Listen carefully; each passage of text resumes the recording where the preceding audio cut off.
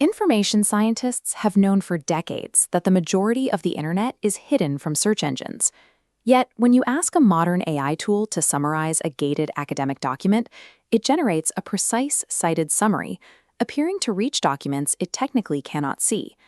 Input a query for a paywalled paper into a traditional keyword search, and you hit a dead end, 0 results.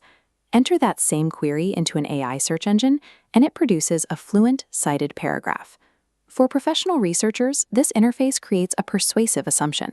If the AI provides a coherent summary and a hyperlink to a gated paper, it must have read the original source. That assumption is incorrect. AI search has not expanded structural access to the internet. It has simply upgraded how we synthesize the surface web. By papering over the gap between synthesis and access, AI search introduces a new epistemological failure mode: confident fabrication. Confusing a more readable interface with a more powerful crawler creates a massive blind spot that threatens the integrity of modern internet research. To understand why these systems fail, we have to establish the original baseline for how much of the internet is actually hidden from search. Michael Bergman's 2001 study mapped this divide. On the left, the surface web sits at 1 billion documents, a fraction of the 550 billion deep web documents. On the right, storage volume highlights the scale: 19 terabytes visible against 7,500 terabytes hidden. This hidden 90% is not the encrypted dark web associated with illicit activity. It consists of ordinary data, corporate intranets, dynamic database results, and gated academic portals, vast archives of institutional knowledge that remain unindexed by design.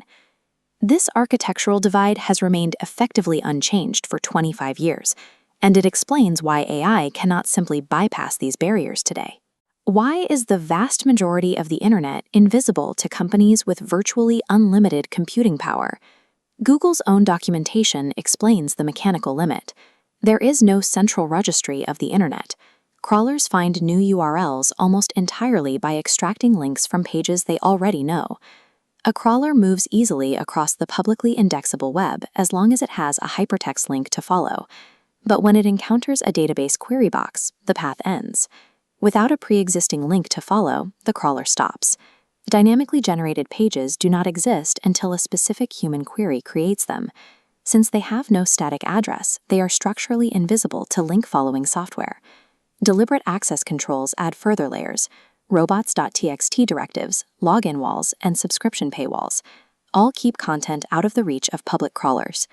The deep web is unmapped territory because link-following architecture is mechanically incapable of visiting it. This brings us to the tools researchers use today, like ChatGPT Search, Perplexity, or Gemini. These systems rely on retrieval-augmented generation, or RAG.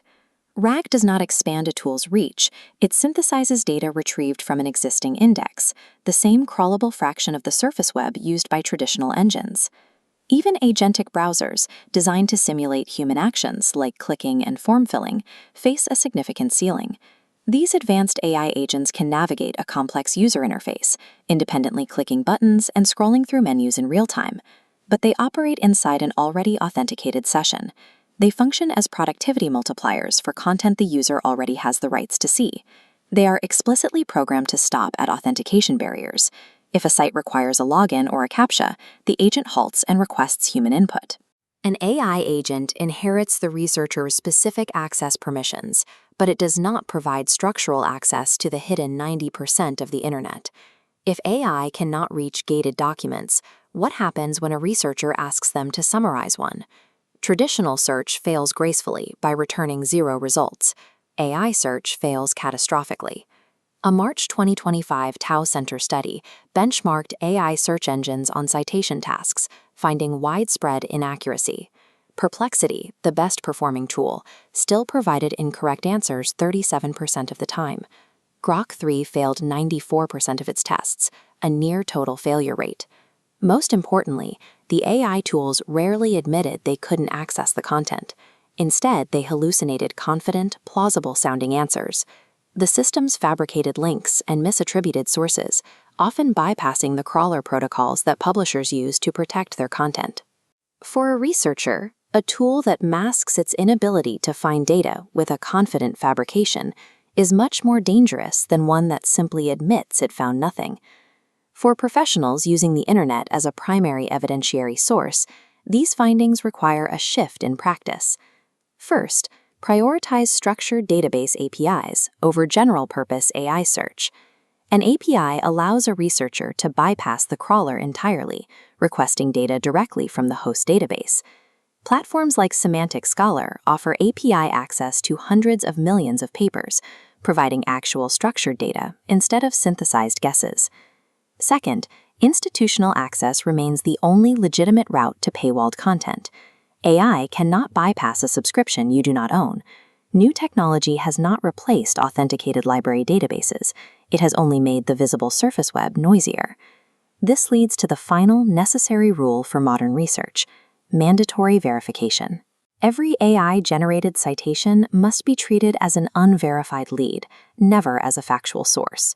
Researchers must interrogate the specific nodes of information provided by the AI. You must manually follow the provided URL, cross-reference metadata in a trusted index like Crossref, and check archive services for dead links. Relying on AI summaries of gated papers without this verification is a direct threat to research integrity. The deep web is precisely as hidden to a large language model as it is to a traditional web crawler. AI is a powerful tool for synthesizing the visible web, but professional researchers cannot afford to surrender their skepticism when navigating the unindexed majority of the internet.